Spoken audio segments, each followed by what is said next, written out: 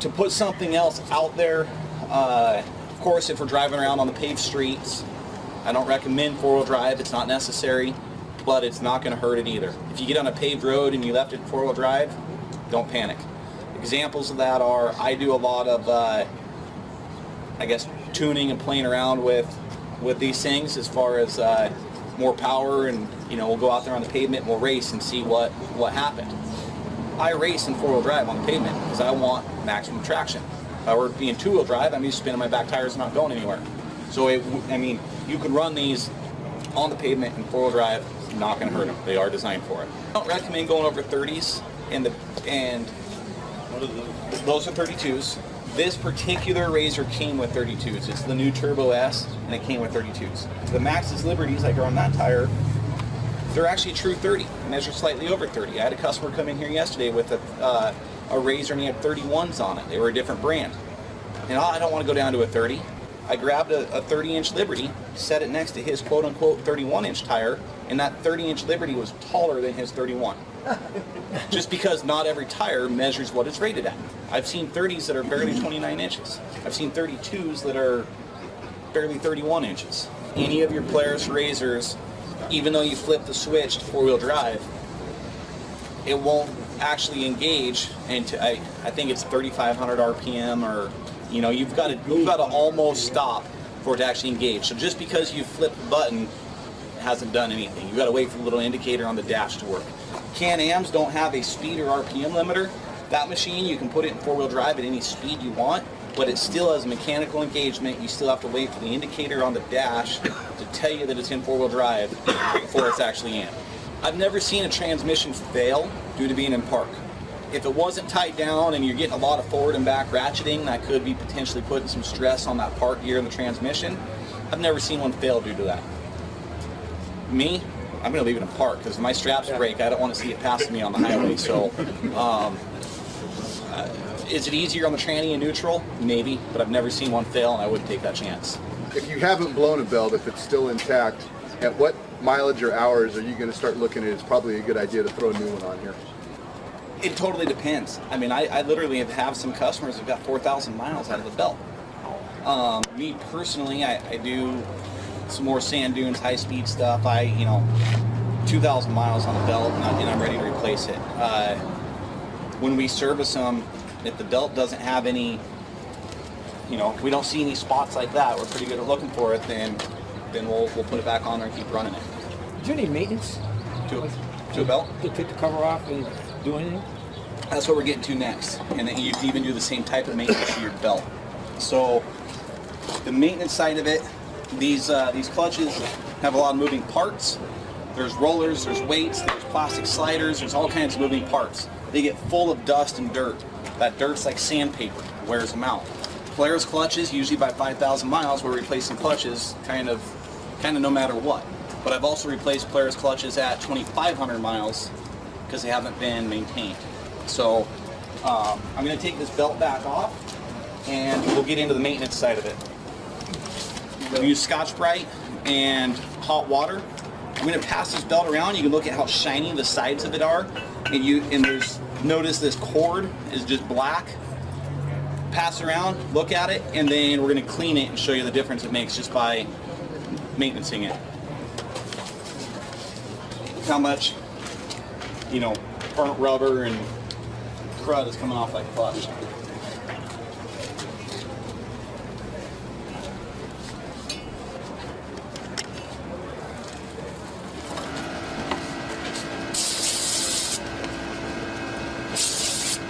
You said brake cleaner or what? Alcohol. Either one of them? Yep. Some Scotch-Brite on the belt to get all that burnt rubber off of it. And as long as it's not notched or anything, as long as it doesn't have any spots or it's been slipped, it's good to go. Do anything else with that? On the belt itself? Yeah, the belt itself. Just the Scotch-Brite and hot water. Water, okay. Okay, you don't use detergent or anything? Try not to, because you can't leave anything on there. You can use some Dawn dish soap if you're sparing with it and you rinse it very thoroughly. But you can't leave any of it on there. And I'll go do couple circles in low range at kind of a higher RPM, which is creating a lot of airflow on that belt and no load, cool it down. And then I'll stop, put it in high range, and go race my buddy up the hill, and generally not blow a belt. One that we see for what we do here is, like I've shown you with these examples, where somebody has just flat slipped their belt from a stop. That belt hasn't necessarily blown or completely failed, but you'll notice the ratcheting and stuff we've talked about. Can you get back to camp with that? Yes, you may or may not set a check engine light, but you can still run it that way. You know, yeah.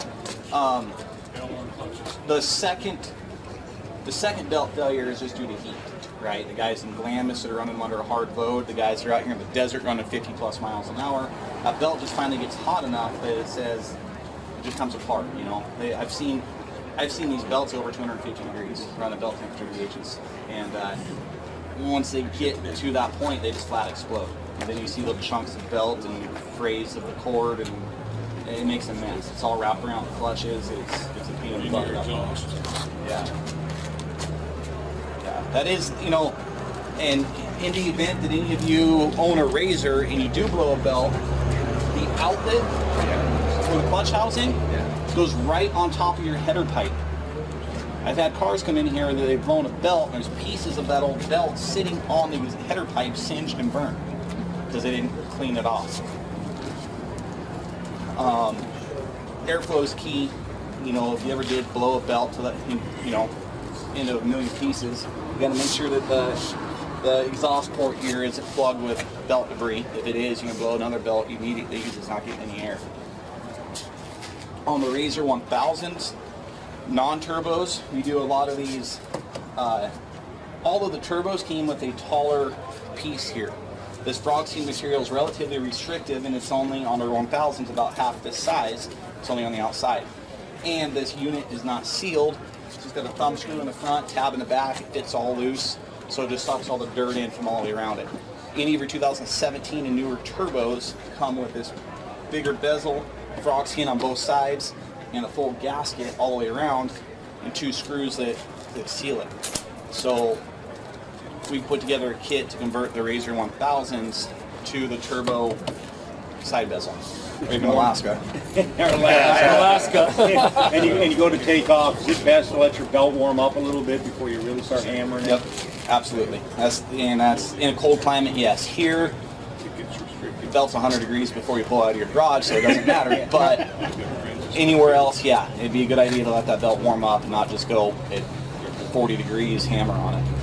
John, what do you recommend breaking in a new belt? Are you in line with manufacturer's recommendations? Yes and no.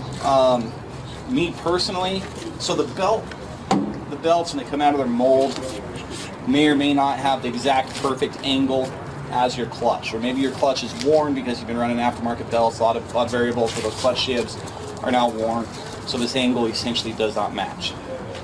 What I do is I'll put a new belt on it and I'll go run it around the block in low range, and I'll vary my speed. I'll run all the way up to my speed limiter in low range for just a second. I won't hold it there. I'll just go up and down a few times. That way what I'm doing is I'm running this belt all the way up and down that clutch throughout its full range of shift. In low range you don't have a load on it, so it's not creating heat, it's not slipping, but it's matching the clutches essentially. At that point I'll put it in high range and run it. I've never had any issues doing it that way. Like the back of this clutch that you guys all saw where it's all damaged, I can't get back there with an air nozzle and blow that out. So what I'm doing is I'm going through these two holes in the front, which are going directly through to the back. So when I did that rear clutch, I took my nozzle and went right in those two holes and blew it out that way. In that front clutch, just every nook and cranny, blow the dust out of it. On the regular 1000, you're just going in through where the clutch pucks are? Right. Through the opening? Exactly. There's actually two little small roll pins right there where those clutch rollers are, going through those. Now one thing to touch on real quick, obviously keeping dirt out of the clutches is essential. That's what we've been, talking about, is keeping those clutches clean. One thing you don't want to do is go home and try to do some type of makeshift air filter over here. The reason is, these clutches draw more airflow than your engine. These clutches at high RPM and high speed draw upwards of 400 CFM. The reason that S&B, the company that makes this unit, They know that there's a demand to filter the air for the clutch. The reason they haven't done it yet is this unit would have to be 3 times the size to accommodate the airflow that that clutch needs. So they haven't been able to engineer a way to accommodate the airflow and filter the dirt and not have this huge box on the back of the rig. So some guys will, you know, put a filter or something over here, and it actually restricts the airflow. So you're great, now you got clean air, but you don't have enough air. Belt gets hot. As the clutches get hot, you know, like this one obviously had a lot of heat. It's not just wear. You can see those plastic buttons are kind of mushroomed over. So when they get to that temperature, it causes clutch failure. How often should you do this? At the minimum, every service. You know, at every, whether it be a standard 50-hour service, 100-hour service, every service we do here, we do this. You know, I think we were talking about earlier before you came in. You know, Jerry does his almost every ride.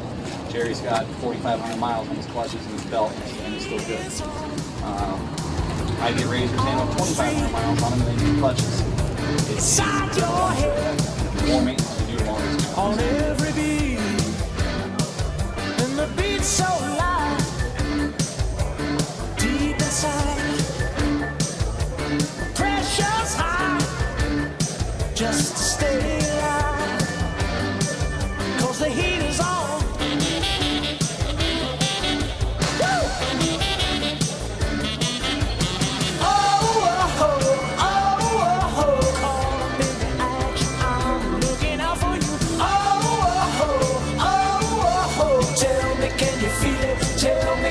Feel it, tell me, do you feel it? The heat is on.